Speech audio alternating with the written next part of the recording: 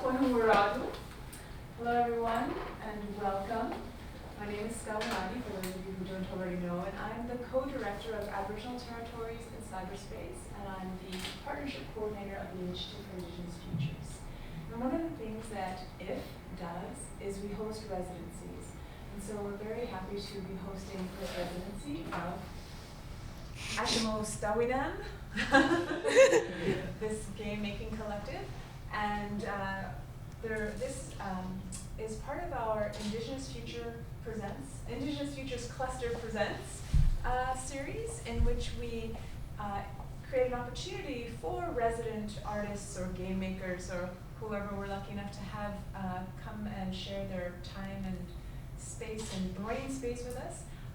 Give the opportunity to them and to Concordia greater public to come and meet up and see what they're working on and talk about it. And so, did I miss anything?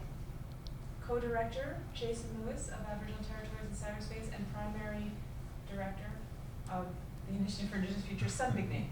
Lead investigator. Primary investigator.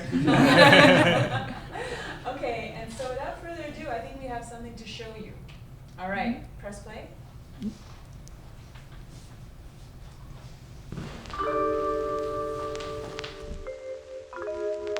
I've seen a lot of things in this city. Crime, waste, greed, even a little corruption. But I don't think I've ever seen anything like what you found here, Hill. This goes way beyond Port Town. Beyond the tower villages, hell, this goes beyond the risen cities. This goes all the way to the top. You think you got what it takes to take them down?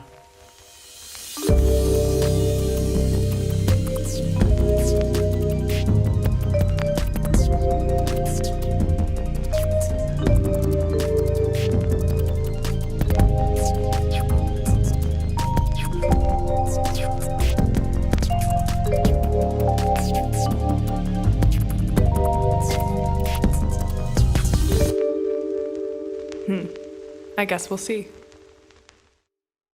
Okay, so my name is Maze Lombo. I am a graduate student here at Concordia, doing my MA in Communication Studies, and it's also my, I'm also an RA with the Initiative for Indigenous Futures, and so it's with my great pleasure to have hosted, or am hosting, Achimostawinan Games, and kind of witnessing all the really good work that they're doing, and also be able to briefly introduce Achimostawinan Games. So they are a majority Indigenous group dedicated to creating video games for Indigenous people by Indigenous people. And so we have part of this collective is Colin Lloyd, Byrne, Tara Miller, Travis Mercredi, and Gabriela Kim Passos on our screen. Gabriela? Yes, she can hear us. I'd just like to turn it over to them so they can give their own formal introduction. And I just want to say, thank you again for having this talk with us. I will be operating the PowerPoint. Colin. Yeah, my name is Colin Lloyd. I'm from Ottawa, Ontario. I've been in Montreal for 5 years. The first 4 were spent studying at the McGill University. I studied jazz performance there at McGill, and along with being a trombonist, I also studied with composers, musicologists, and got a minor in music technologies. It was an all-encompassing degree in both jazz studies and music tech in general. That's my background. I'm happy to be the composer for Achimostawinan right now. Hello, my name is Byrne. I'm a Métis game designer from Hamilton, Ontario. I am the co-founder of Achimostawinan Games, and mostly for this I'm working on the areas of management, game design, writing, lighting design. I think that's all I get this time. This time around? Yeah, this time around. Yeah. Hey guys, I'm Tara Miller. I am a Maliseed artist, animator, and illustrator from Ottawa, Ontario. And right now I'm studying animation at Sheridan College. I'm the co-creator and art director for Achimostawinan Games. So right now I'm just basically putting together our design bible and creating all the assets for the game. My name is Travis Mercredi. I'm a sound designer, Métis sound designer from Yellowknife, Northwest Territories. I'm in the computation arts program, going into my 4th final year here. But I've been working with Jason Scawanati and IAF, and it's been a great experience. And so this is kind of fortuitous that this has come together here. I'll be making sound, implementing it, and then helping in other ways, depending on, like sounding board at times, yeah. Yep. Okay. I'm Gabriela, and I'm the developer. I'm the programmer. I'm from Brazil originally. I have a game development course that's from back home, and I'm in Canada right now since August doing programming in college. Basically, my expertise is UI, AI, and gameplay programming, and I hope I get things working.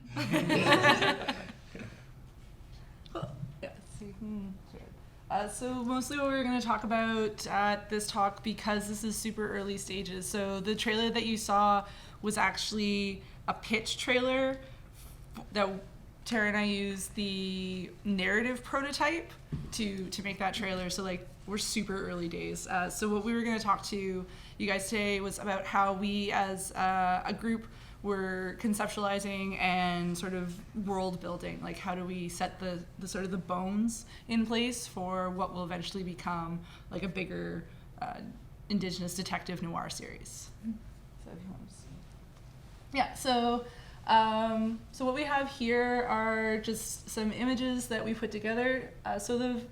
When Tara and I first started conceptualizing what we initially were using the working title of Purity and Decay, it was sort of that really simple, fun callback to our youth, because we both had grown up on like noir film, and like I was a voracious consumer of detective pulp magazine novels. Like the one where it's like in 3 pages you'll find out who the real killer is.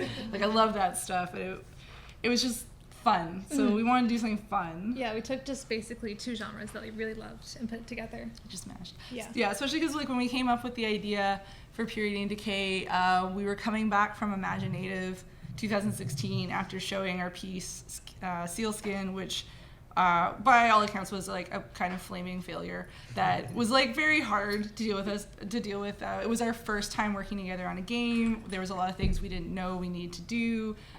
We kept losing a programmer. That was the story of my life. So we were kind of like, we need you, man. Stop doing that. So on the way back home, we were just kind of like, let's just do something fun. Like, let's just, why we gotta be serious all the time? What do you want to do? Yeah. And then that was where it came from. And then kind of from there, we got the chance to do like a Feb Fatale is what it was called. It was a game jam out of Dames Making Games in Toronto, which is like a great group that really gives people who are sort of like marginalized a chance to like get together and do really cool game things. And so we had 24 hours, which is less than what they were supposed to give us, but we were really broke, so we couldn't keep going into town. So we mostly we were there for like a few hours one day, and then the rest of the weekend we just worked from home. And then we came up with what you can play online now, which is called Purity and Decay, and that's sort of like a really rough look at like the world we wanted to build, because when we were conceptualizing it, we're like, well, there's no way we're going to be able to get mechanics working, like the kind of mechanics we want working, because if we do that, that's the only thing we'll get done. And there's no way we're going to be able to do this whole story because it's huge. Mm-hmm. So like, what could we do? I think at that point it was still a dating sim. Oh yeah. There was also that evolution. Yeah. Originally this was going to be a dating sim. And then I was like, that's too hard. Dating play that. Oh, we know. Oh man. Yeah. The comedy in like a native dating sim. No, but it was like dating sims in terms of like complexity of mechanics is right up there with like brawlers. And I was like, I don't like dealing with hitboxes, and I don't like dealing with like kindness coins, so I didn't want to do that. So then after that, we were like, this is really cool. Like we put it up online, and people kind of went a little crazier for it than we thought. We just thought it'd be like, oh, whatever. Like this cool. We were like, oh shit, this thing's amazing. CBC was like, this is so cool. When are you gonna finish it? And I was like, So we'd already grabbed Colin, who we had worked on a children's game together for my capstone project at Sheridan College, where I did my degree in game design. So I was like, hey, you're a jazz musician who knows music. Would you like to make jazz music? Oh boy, would I? But for the future. Yeah, exactly. That was the pitch. That was the pitch. And he was like, where do I sign up? I was like, sweet. So it was the three of us kind of started that. And then we ended up getting Travis, because I went up to Yellowknife to do a game design workshop for 2 weeks, and then to Fort Smith for another 2 weeks. And then I was like, I just thought you were a filmmaker. So when you're like, oh no, study sound, I was like, hey, you wanna make a game? Perfect. And at that point I was like, okay, no more people, it's too many people. And then I actually started developing the mechanics, and I was like, okay, nope, I need a programmer. I'm not doing this. I'm not doing this and all the other things I was doing. So we originally had another girl who unfortunately wasn't able to stay. And then I met Gabby at a party twice. And the second time I was like, oh yeah, you're a programmer. You've worked on games. I can pay you in cookies. I'm all for food. Yeah, which apparently was the right thing to say. So that's how we ended up with our team. So like I told you that story, so I can tell you this story, which was then what I did is I just created this brainstorming document that basically broke down the world into all the components that I had visualized as. So when Tara and I started working on the conceit for the world and the idea of how it would be set up, I definitely wanted to show literal class stratification as an almost parallel to what a sovereign nation would look like. And I was like, oh, what's the best way to do that? And I was like, space elevators. I was promised something as a child and I would get it. So then, you have this sort of space elevator with its varying 3 levels that literally represent your sort of like your poor class, your middle class, and your 1%. And sort of that effect that it has on its sort of neighbors that are it sort of also requires, because as this sort of stratified thing, it doesn't produce its own, I guess, resources. So it requires sort of the if not the assistance, at least the tolerance of the sovereign nation on the ground. And also playing along with like those noir and like that cyberpunk idea of like when you come into a world, you're like, oh, I'm in a crap sack world and everything's terrible. And we definitely wanted the player to feel that way coming in and to get there and be like, this place isn't so bad. Mm-hmm. Like actually, and then, to move into this sort of stratified world of capitalism, to be like, I like it back out here, even though it's like rainy all the time and maybe the buildings are a little crumbly, but essentially it's like I wanted this world that looked like rough, like you're kind of those neighborhoods that you walk into and you're like, oh, I wouldn't be caught dead here. I mean, I think that's partly because I came from Hamilton, where there's a lot of that opinion from the outside, like Hamilton's a scary place. I'm like, I don't know, when I live in it, I definitely feel like it's a community, it's my family. Like I don't think it's scary, but I think that's because I live there. So that's something we kind of wanted to play with. Mm-hmm. So that was the I guess the history of the world, and then we needed to so how do we show that? Did you want to? Oh yeah, so for visual design of this, there were basically, because of the way that we divided up this world, 3 distinct environments that I had to create, and also still keep it within this this style we have of noir and cyberpunk. So it really was this it's kind of problem solving of you have to have these 3 puzzle pieces, you have to fit them together, and even within all these puzzle pieces, between all the genres we have and the lore we have in this world, there is still all these things that we need to make sure work together aesthetically and work with the story. For example, you want to have with noir, one of the things I wanted from the beginning, just because it's something I like as an artist, are those big shadows, the really big dramatic shadows that just sweep over everything. I'm like, okay, I like it and I'm going to use it. But then it's also working that in with, okay, so how does this work in a game now with those big pieces that you won't see, and how will this look as we move forward, like if you're on the ground, then it works kind of better because we have these big buildings to work with. But as we go up and things start to get a little stranger, and More washed out. yeah. Exactly. Like, how does the aesthetic change, but still stay, it still works together as a whole, I guess. Yeah, and then one of the other things, like this kind of example here, is when I was conceptualizing, like, what would if we had a future that was a sovereign nation on the ground and in charge of its own self, like, what would it look like? And a lot of what comes to my mind is a lot of return to sort of like the one building for the full family. So like we have apartment buildings, and for me it made perfect sense that if one family owned an apartment building, that every unit would basically be filled with that family, much in the way you would have like the big houses that every family would be inside that. And then of course, and I mean, like, and this is stuff that no one's gonna see until they start playing with the world or getting into the world. But for me, it made sense in terms of like, well, in that way, if you had an apartment building that was owned by one family, it would definitely feel better than an apartment building that was filled with desperate strangers. Another thing was also like the use of greenery and plant life, and this idea that you don't control plants, you allow them to propagate, and it's a sort of a give and take environment. And so like we have all this space that we don't use. We have like the sides of buildings, we have the tops of buildings, we have like window boxes and stuff like that, and I don't see a lot of people ever using it for nature, because there's this idea that we still have this very entrenched Western idea that like nature must be controlled, rather than nature as either family or an assistant or something that is just part of your life and should be enmeshed with your life. So that was something I wanted to have in this world as well. Of course, Tara gets mad because plant life is hard to do with this. Only in black and white. Only in black and white.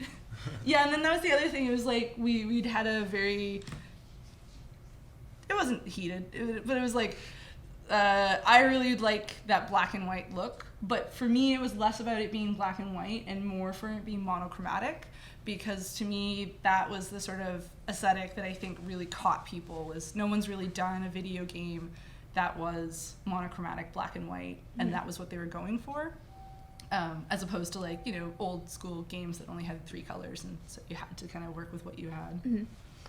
Do you want to talk about neon? Oh yeah, one of the things from the beginning, I think even from our very first discussion after Imaginative was like, oh, we have to have neon. We have to have some cool neon things in there. So what we decided for just as an aesthetic decision, I think, was to have these big splashes of neon within this black and white or monochromatic world. And so I guess right now, like we're kind of just working with a very limited palette of just mostly teals and pinks. And I think a challenge right now is working that into a monochromatic palette and making sure that it still works together visually, and also, again, the greenery, the plant life, working with the neon. Yeah. And then when it came to neon, like one of the things for me that was really important is like you think of like these sort of cyberpunk with like Tokyo or Shanghai, and that's where they're getting all those references. So there's usually lots of like Japanese, Chinese, or Korean. And I was like, well, to me, it would make more sense that everything would be in language. So one of the things like I definitely wanted to show, and I think there was earlier examples, was, it would make sense if there's neon, then it's not going to be in English. So it's going to be in either Cree or Anishinaabe, or what we end up deciding. Probably Cree, because that's what I am most comfortable with. Syllabics too, I think. Yeah, and syllabics look really beautiful. So that was like, that would just, and that in like neon, and then just having that everywhere. And then for, Indigenous youth who know that language coming in, that's going to be definitely a moment of like, I know what that sign says. And especially like coming up with names for things, which is like really fun. So that's like sort of one layer. But then for people who are coming in that have no knowledge, who may not even know that syllabics exist, they're going to still look at it and be like, oh, that's really cool. And I was like, that's fine. And for some people, that's all they're going to get out of it, and that's okay, because this is supposed to be still like a bit of a fun romp. Try to keep it light. So. Yeah, exactly. Yeah. And then do you want to get into like how that started crafting your sound? Yeah, I guess one thing is to have to animate, I guess, the environment, so how the visuals are going to be kind of a point and click. I'm thinking of like the 80s, 90s, like Sierra adventure games. So where we're being economical with resources in terms of how many small team, how many things are moving to make those things, to imply movement and imply that environment or that the outside of frame experience through sound. And also to like, we were talking about this before, but like it's whereas like Blade Runner is sort of film noiring cyberpunk. This is kind of cyberpunking film noir. So sort of having these kind of retro, nostalgic, mechanical sounds is part of the sound experience. So things like interface, like thinking about interface design sounds like card flipping, casino chips, mechanisms, so that there's still this kind of like, it isn't this super digital world. I think one thing, like from as we've sort of talked about this and putting this world in my head, is this kind of like this idea that the ground has been kind of decolonized by actual just leaving. And so that now the ground of this stratified society is that these big urban cities that were once heavily populated with non-Indigenous people are now repopulated with an Indigenous society that is taking its own form. And so we have these sort of Americana elements, the 1940s and 50s. In some ways, it's like that stage, maybe that sort of in the midst of that early 20th century, in the wreckage of certain events like World War II or something like that. Yeah. And so, my approach in this is going to be to kind of keep it, like I think one scene is like in Blade Runner where he's zooming in on the picture, right? There's all these like, there's servo sounds. Those kinds of things would be sort of more of the content of how I would approach this.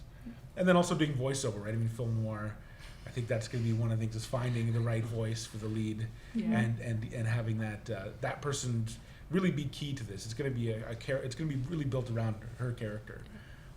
So that'll be one part of of what I'll be employed to do.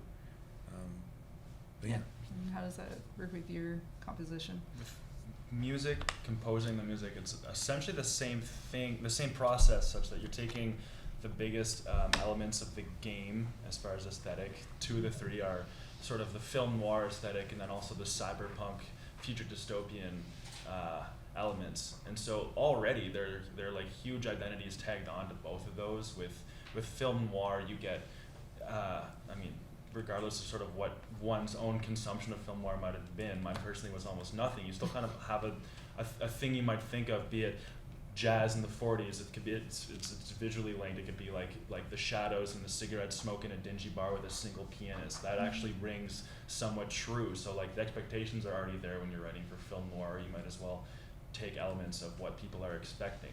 And then with the cyberpunk dystopian future element, that is also really rich already. Like the electronic components of past works, like Blade Runner is a great example. That's a beautiful score, and it's sort of this synthwave thing that people are used to hearing these days. And then anything that you want to use as a sort of futuristic element usually incorporates some kind of electronic influence. And so you can combine a film noir acoustic, be it like jazz, for instance, that happens to be my specialty. You take this element, you combine it with the quote stereotypical futuristic sounds. I just used electronic music as an example. You merge the two, and it's great. Like it's jazz wave. Even taking all pre-done samples and layering them over top of each other. That's being done today by artists. Like that is a genre in and of itself. It's just literally taking samples of past jazz music and then putting it with an electronic beat, putting it together. Like it sounds great. So I'm kind of right now in the process of doing that, only from a completely original standpoint. Like I could talk a bit about the design of the composition if there's time, but yeah, but I want to hear about like Gabby, how you came up with mechanics and stuff. For mechanics, like some of the process is always the same. You look for references and you look for games that have done what you're trying to do before and what works and what doesn't. Since my focus is very much gameplay and user experience regarding gameplay, you want to make sure that all of those things that were said before, but like the sound and the visuals and all of that, like together with like how the player uses these things, like for they have to feel good for the player. They have to feel authentic when the player goes and does the things that they have to do. One of the I think really I've been watching a lot of like crime series and reading mystery novels because all of that helps in thinking of what will be good for what tools does the player need, or what tools do we want the player to have in order to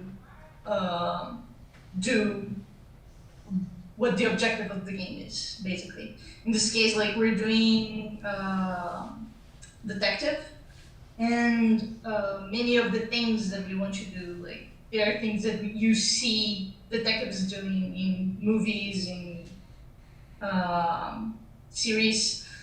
One of the things that we have is the evidence board, which is something that you always see, like especially, I think that this is more done especially in movies, I think. When you have like the detectives go and they have like this whiteboard, or they have the board where they put every single evidence in it.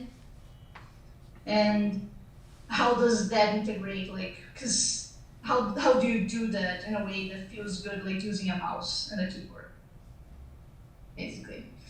And yeah.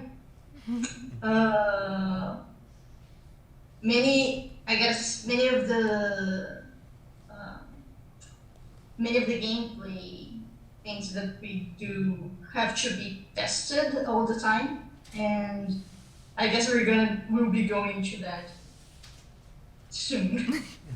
Yes. Alright, do you have music? Yeah. Do you want I do. Alright. Yeah, I can do that. to? Yeah. Colin's gonna show. You're gonna talk about your process. Yeah, sure. Yeah. Which I thought was really cool. Yeah, okay, no problem. So like for me, I'm coming from performance and composition background, so when implementing music in a game or any kind of interactive media it's new for me, so I'm learning as fast as I'm doing it. Essentially, I'm always no more than one step ahead of myself as a sort of implementer as I am as a composer. If I can go back quickly, what I was talking about just with the styles of the music, like composing for in jazz, that's what I'm good at. That's what I study. That's sort of why Megan brought me on, is because in an environment where you could easily sort of fake your way into sounding jazzy, it's easy to completely stumble over yourself. At least I hear that. So I think if I can bring on like a more authentic sound, then that's a huge accomplishment for the game, which is an incredibly sort of detail-oriented game. Also, I hate smooth jazz, and that was like all that was available for the free stuff.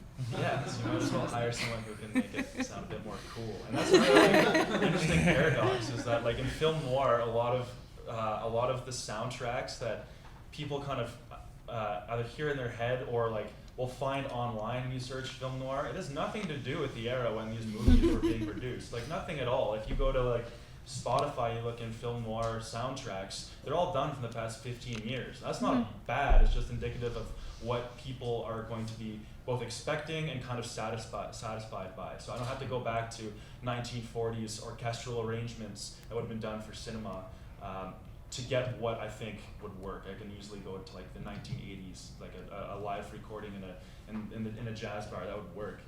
With electronic music, that's a bit more open ground for like as a non-electronic artist. Everything to me is sort of like a whitewash right now. It'd be very hard for me to look at it from like a musicologist's point of view. So I can take what I want, so to speak, from any kind of influence, be electronic, and just mash it in to my palette and see what works. Also, there's always like, can you add samba? Can you add rap? Can you add hip Yeah, hop? like this is from you. This is from us. We're like, here's some music. Can you add this? We're the worst. Make it work, so to speak. But yeah, those are the two of the three main elements of this game aesthetically.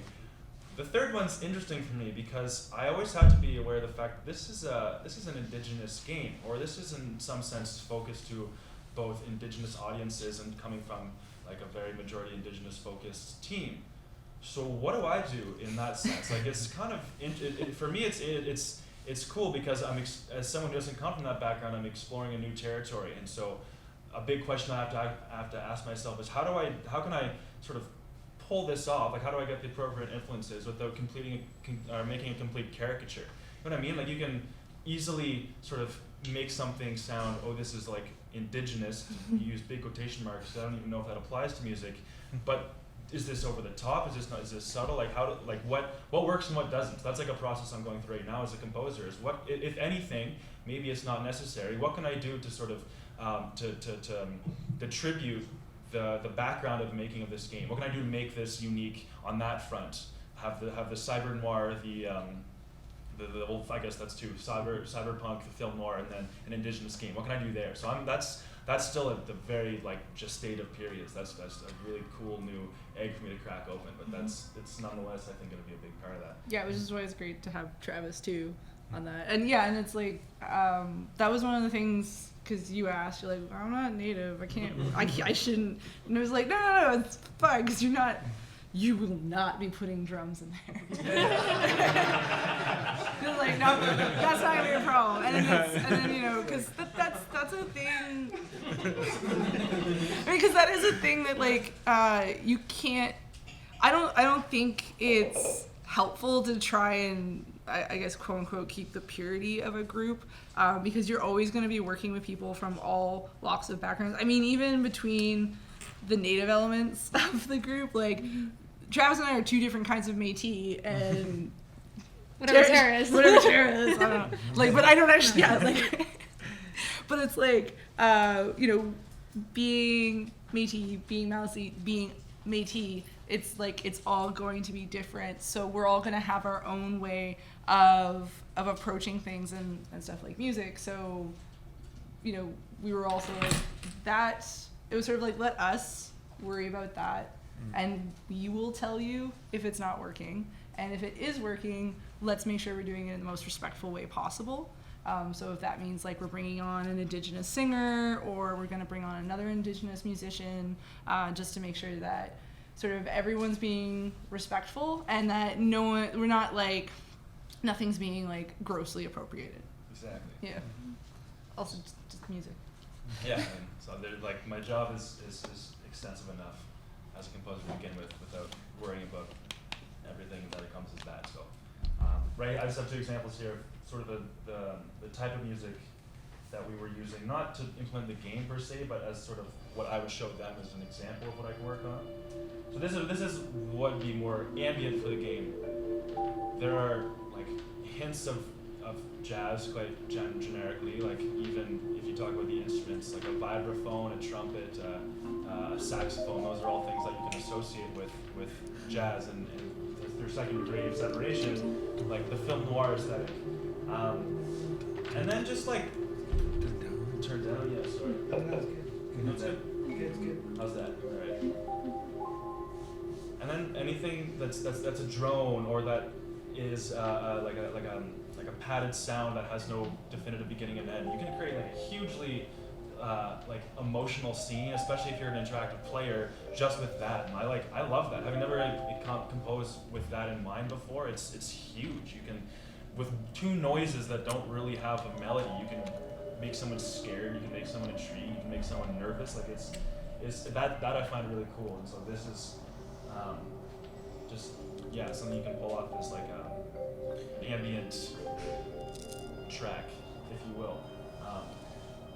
For anyone who might be interested in what it takes to compose for a video game, I can quickly talk about something that I'm just now sort of getting started with, and that's the concept of nonlinear composition. So real quick, if I'm composing for a big band, which is something I've done before, I'm thinking of a beginning, middle, and end. I'm thinking of like, okay, it's going to start here when the conductor puts his hand down. It's going to stop when the band reaches the end of the page. So that's linear. That's start to finish. If anything, you might have loop sections in the middle where soloists will stand up and do their thing, and then it goes on. But more or less, the only aspects of the composition that are not determined beforehand are like cues that the director may give.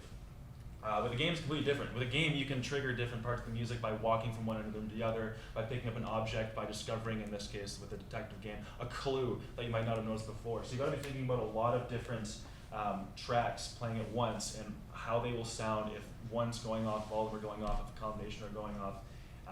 That's a cool process that I'm getting used to. But if I were to say start off with a scene that Gabby was talking about, that's an evidence board. I want something that's a bit like, I don't know, evocative's a word I used before, but that's kind of generic. Something that can just be repeated over and over, and it's like a chin scratching kind of vibe. So this is electronic. This is like purely electronic. This is one analog synth. You would not know I was a jazz composer, which is fine. I still think it's cool. But if I want to do something a bit more in a nod to what I do, I could bring in like a certain element like that, and all of a sudden that kind of lends itself more to the cyber noir aesthetic. And it goes on from there. I can make it more sort of ominous with deep bass sounds, and like this could all be done by game interactions. Yeah, because we're using Fmod on it, which will actually allow Travis and Colin to do this, where you can literally tell it to trigger because it either walked into a zone, or because you picked up something, or maybe because the player is taking too long doing something and now we want them to feel a little anxious, so we're going to up the tempo. So yeah, these are part of the tools that we're implementing to sort of give this feel. And it was actually really cool that Colin seemed to almost come to this on your own. Like, I mean, I know you played with Fmod, but you didn't really get into it, and then you're like, yeah, if I can just do this, I'm like, that's literally what Fmod does. Yeah. This is neat. It's been fun. Yeah. I would unintentionally, I kind of reminded myself why it might be a bit more intuitive to me, and that was the little quip I made about the jazz band piece and the director bringing in solos. Like, when you're thinking about a piece that can be an indeterminate amount of length, you want something that can be interesting to listen to, but not so repetitive that after a few tries, it like becomes totally mind-numbingly boring. So like that, I guess, without knowing, so I kind of came from that background, and that lends itself perfectly to this video game. It makes the job easier for someone who might be implementing, and I'm just a Travis because I'm a complete noob right now with implementation. Anything to do with Fmod right now, I just like to be at the piano and whatnot. I just feel like it's like, you know, just taking Vangelis out and putting Oscar Peterson in there in the synth, you know, synth world.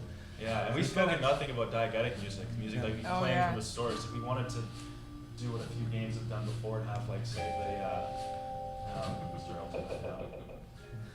the jukebox, like why not? You can completely make an era more like instilled in the game by playing music of said era, and like if you're doing cyber noir, that's like the best music ever. Just dark, grueling, yeah. So yeah, that's what it's like to compose for this game right now. Yeah, so that's pretty much our process. Obviously, super early days. I guess come see our talk at GDC in 5 years, and it'll be totally different. So yeah, do we have enough time for questions? Yeah, so we got about 15 minutes left. Thank you all for contributing your own individual, I guess, perspective on the process so far, and sharing your expertise. So maybe we'll open it up now to the audience. See if there are any questions right off the bat, or let's clap first. Yeah, let's give them a hand.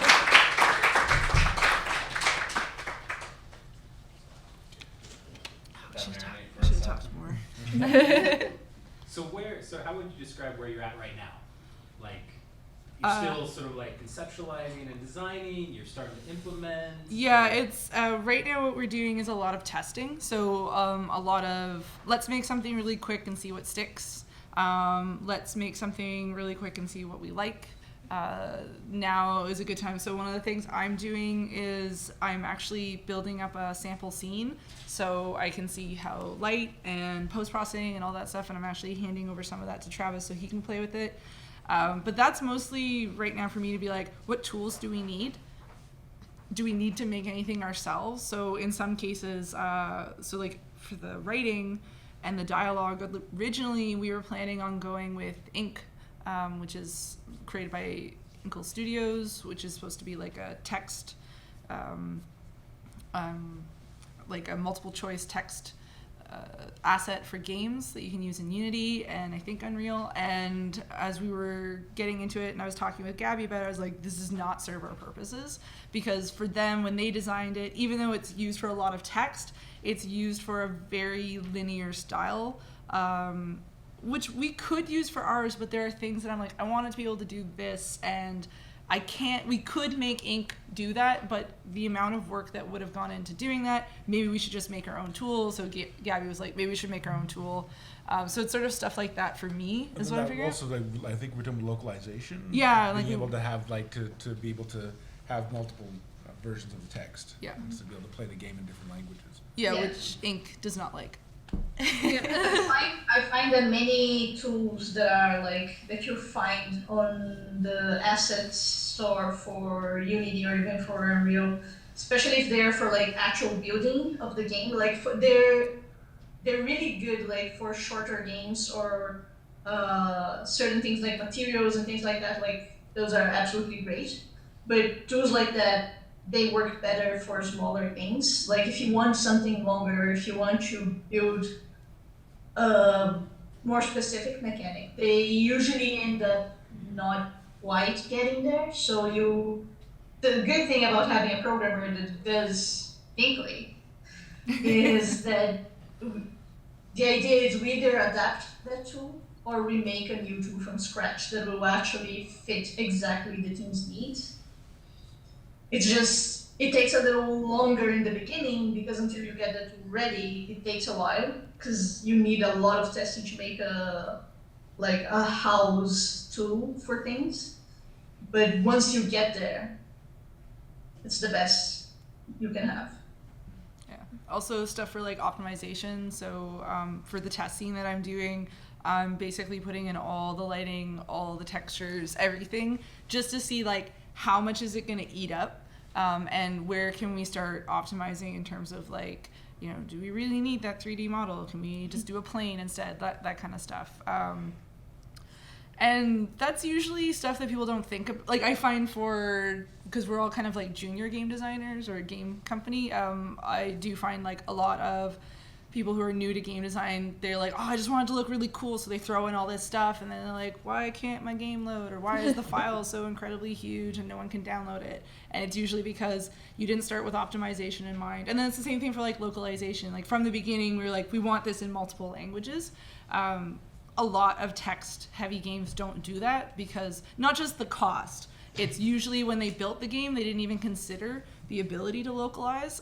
So they didn't build that into the system. So the idea of trying to go and localize something meant that they would have to literally rebuild the game. And at some point you're just like, well, I already have to pay for translators. I'm not paying to remake my game. So from the beginning, we're like, nope, we really want people to be able to access in a lot of different languages. So, what are you doing? Oh yeah. So in terms of art, I've actually pretty much just started production. It's not as linear as I'm used to, say as like when I'm doing just straight up animation, because I'm working mostly with Megan and Gabby and their experimentation, to just give them assets to use when they're testing out whatever they're testing out. So what I would have been used to doing, say, is like my plan originally was like, okay, so I'll start with layout and I'll do that. But I've ended up having to like, I'm doing a lot of multiple things at once right now where I'm like, okay, to figure out the most with Megan and Gabby in mind, I have like, 3 buildings for Megan to work with in Unity, and I have a first design of the conspiracy board for Gabby, and I'm also at the same time designing the props and trying to figure out how to do animation within Unity. So it's kind of production, but all happening at like different levels at the same time. And that's just because in pre-production, you're usually just figuring out stuff. And also there's a lot of stuff we don't know. This, I think, is the first time we've had like a pretty solid group. We turned to Gabby for a lot of direction on like pipeline and sort of like how we should be doing things and that kind of stuff. And that's been super helpful, and I've been super grateful to have her there as the sage. What about music? Or you're kind of just plugging along. In terms of development, Yeah. like where I am, I mean, like right now music is generally something you almost get to near the end only because you got to make sure it fits with what's already there. So it's nice to be able to use music as like a means of inspiring other portions of the game, but at this point it could be one and the same. Like I'll finish a track, whether or not it's going to be used, I don't know. So just right now it's writing, seeing what works, what doesn't. And you're Yeah, like editorial phase, just going through sounds, like, you know, hearing hundreds and hundreds of sounds, picking, see what fits and experimenting. But I think one of the things to do is once we get this sort of pieces put together, implement and have, you know, all that stuff like working together. So implementing the music, an interactive music system, implementing some sound design elements, tying it to a moving character. And I think that's kind of what we're sort of shooting for. Yeah. What about you, Gabby? Where I am? Yeah. Right now, I'm mostly working on like the most basic mechanics, like making sure that all the mechanics like individually work. So I'm working on a separate scene. I'm not working the same scene that Megan's working. As Megan builds kind of like the rest of the world. Usually for testing this sort of like in-house tool mechanic thing, like you do a lot of individual like testing for each little thing. So right now for the I'm working on the evidence board, and you have to make sure that like every single thing not only looks like it works, but you have to. What I do when I'm testing is basically make sure that I try to break it, because the user will break it. If there's a chance that it can break, they will break. So what I'm working on is individual mechanics and making sure that anything that I can find that breaks is being cleared. And then right now. Yeah, and then once sort of we've done all this, the idea is to finish this prototype by the end of November. Then we kind of like take just December to like not talk to each other, because that usually happens at the end of even like it's a lot of. So we take that break and then we kind of like regroup, and then we're like, okay, what did we learn? Let's take what tools are working, what wasn't working, what do we need to redo, and then we go into production. And so this is sort of like trial run for all of us. Let's make all the mistakes. It's okay if it's messy, but then once we go in to like production, then the idea is sort of like, now we know how these things should work. We shouldn't be playing this much.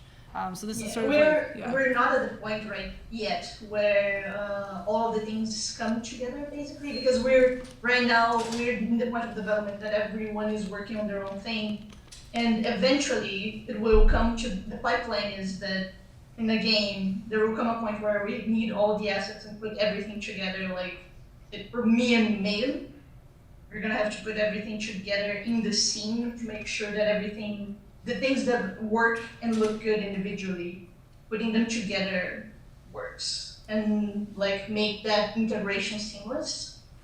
But that's like the last part of the game development, basically. Yeah. Before we take another question, would you guys be able to just outline the concept of the prototype, like what the player's actually going to be doing in that prototype? Oh yeah. Go for it. And how it's different from your original conception of like the trailer video that you showed about Purity and Decay? Yeah, so Purity and Decay is like so if your prototypes are like your pre stuff, then Purity and Decay is like your big 40-hour game. This is more like a quick, maybe 2-hour max experience. So we conceptualize it as sort of like a tutorial level. So the idea is that let's have a level that has all the basics of everything we want to have in the full game. So, you know, movement, talking to people, your inventory, how that's able to interact with the board and other people, the evidence board, how does that work? How does that feel? The sticky notes. And then we also wanted to implement like a Google kind of search function. So that kind of thing. So let's come up with an idea for a story that's really short that would use all those things. And I was like, okay, so you live in this apartment that's owned by your aunt, and her kid, who she spoils a lot, their favorite toy went missing. So she's like, either you find this or I'm making your cousin move in with you because you get this whole place to yourself and that's ridiculous. So you're like, all right, I guess I have to do this, because, you know, there's always you have to make the protagonist in a noir do something. They very rarely just want to do this thing, because it's usually something unpleasant to them. And I feel like there's probably nothing more unpleasant to an adult who deems themselves a detective than to find their cousin's lost pet toy. So that was the idea. And then we also wanted something where the player would have sort of an easy crime or mystery to solve, because they were dealing with children, and we wanted people to get used to the mechanics and to be able to play the mechanics and maybe do a little bit of hand holding without sort of making it super obvious. So we didn't want to jump right into like a Sherlock Holmes Moriarty thing. We wanted to kind of start with like, you know, if you just looked harder you could find it, that kind of thing. So yeah, that's the basic idea of the prototype. And then the idea is, once it's all working, we can kind of give it to a player to play, and we can just pretend it's like a full game. And then I feel like we'd get more honest feedback than if we were like, we'll just play this mechanic and this mechanic separately and then tell us, because that's what we're doing now. I want to be able to get a feel for, like, if somebody was playing the fuller game, what would their reaction be? And I feel with this kind of prototype, that would work. Mm-hmm. Yeah, it's very different feedback that you get from testing, like, individually. Also, right now we'll only be testing in-house, and it's very different when you don't know what the mechanics should be. Because for the team, we all know what it should be, but the idea is to get it to a point where it's a tutorial and the player doesn't know what the mechanics should be, but they should have all the experience of them. And what's the feedback from that? Does that answer your question? Yep. Okay. Any other questions? How has the video game composition process affected your process as a jazz composer? What's changed? It certainly changes when I think of the timeline, like literally the duration of what it is that I'm writing. A big part of jazz as a genre is improvisation. So as a composer, you might write a song that looks this big on paper, and that's 20 minutes on a record. So like it's being more deliberate, I guess, is the biggest difference. It's like everything that everything you hear in the game is something I have to have written and programmed. So it's kind of like making sure that I have everything there ready to go on page, so that when I start writing it or programming it into the machine, it's whether I use it or not, the whole thing is there, and then it's a stripped down process from there. But that's the biggest difference. It's like starting big and then bringing it a bit down, as opposed to what I do in a live jazz situation, which is like, here's 8 bars, guys, give it to the whole band, and like that is literally like, that could be an hour-long show right there. It's kind of cool, but yeah, that's the biggest difference. Cool, thanks. Yeah, no problem. Quick question. If you ever get to it, what platforms are you guys going to put it on? Like Steam, Geo, or? Well, actually, probably go for itch.io, mostly because Steam's not very forgiving for new groups and very expensive. But the hope is like that we could put it on the PlayStation. So that's sort of like the dream. Yeah. That was, yeah. I don't know how that would work on the Switch. Right. Be like, I think this is yeah. I was wondering how sovereignty plays out in the story. In the story, I think it's very much. It's sort of I don't want to say it's defined by what you're shown that it's not, but that is kind of how I've sort of conceptualized it, is because I was kind of expecting the majority of players to be coming from a Western perspective. I was like, I think in order to show what sovereignty is, I have to show what it's not by showing this very stratified, toxic world that lives right beside it, so that when you come home, it feels like, oh, okay, like this is like, maybe I don't understand why it's like this, but I understand that this just feels better.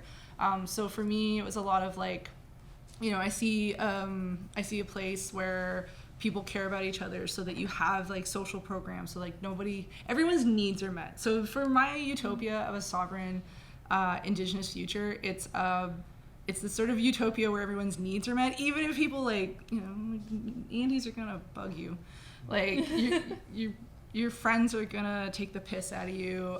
You know, people aren't gonna be happy all the time, but people are gonna be taken care of. And for me, that was like the big thing.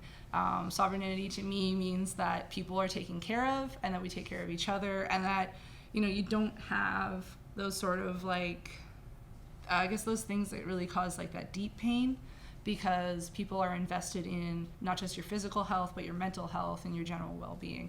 And then for me, that was, again, I was thinking like, that is the opposite of sort of what we're in now. So that's how I kind of view this, like, this sort of, what did I call it? The capitalism silo that lives next to the sovereign nation, that's kind of like planted sort of on top of a part of it.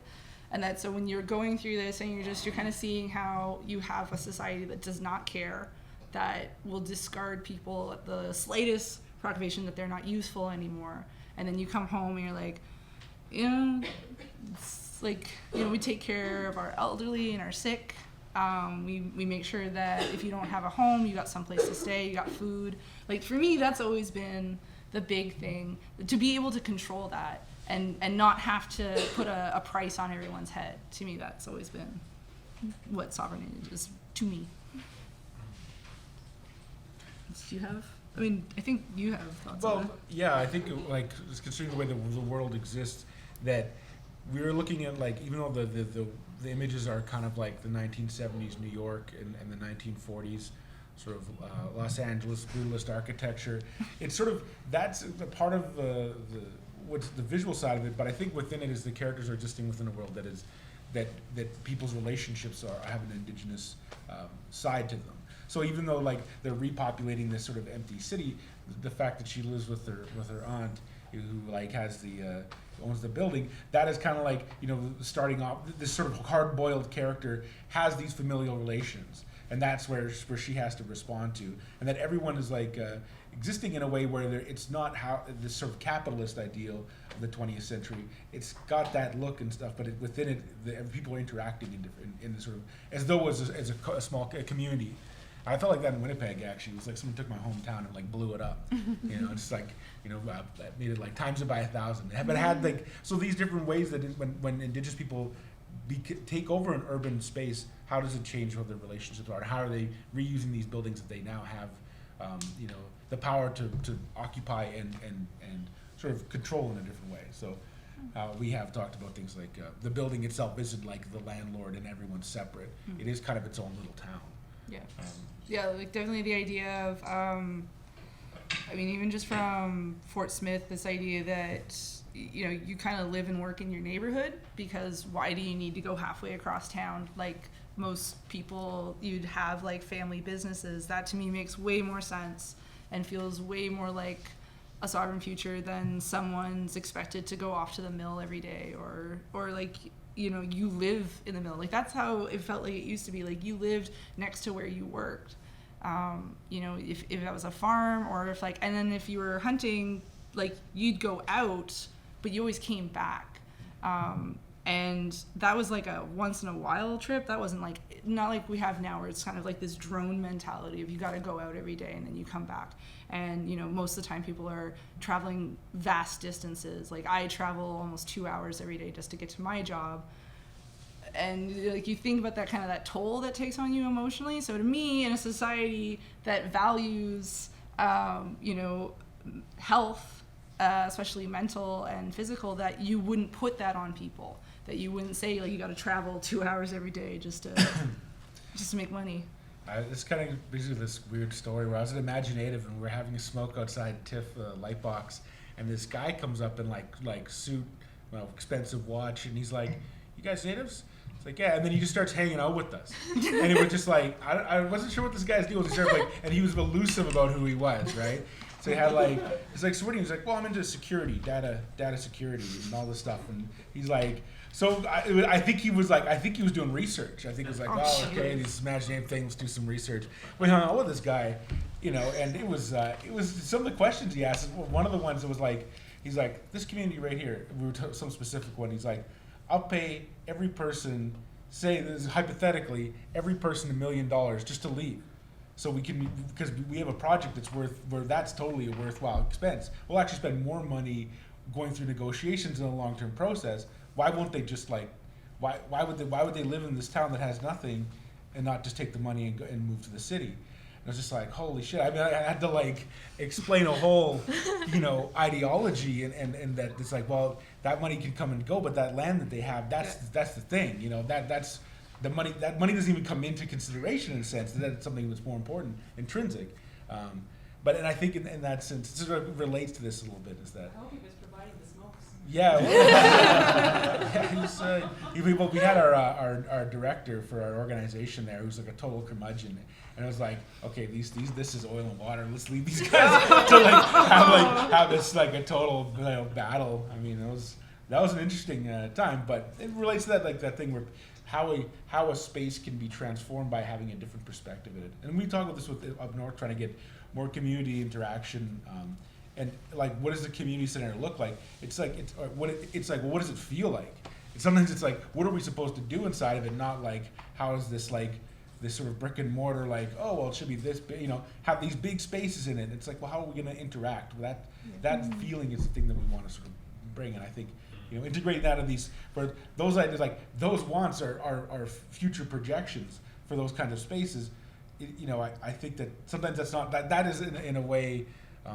I guess bringing that into a sort of a sci-fi future vision, that now we're not just sort of taking something contemporary, just planting it, a very Western social way, and planting in the future. Mm-hmm. Hopefully indigenizing it in these subtle ways, of interactions and different uses of spaces and stuff. Well, like with a game, you can't just tell people.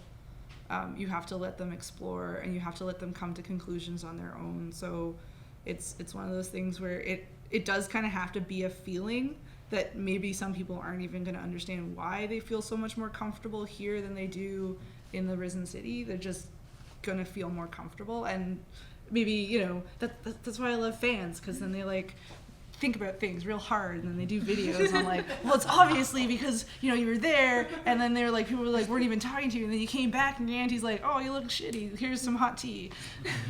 So it's like, that like people clearly care about each other kind of thing. Yeah, because it seems like alienation is like a part of that cyberpunk future, and it's like this is kind of counter to that alienation. It's kind of like, well, actually no, these people are in these spaces, but it's from a more community perspective on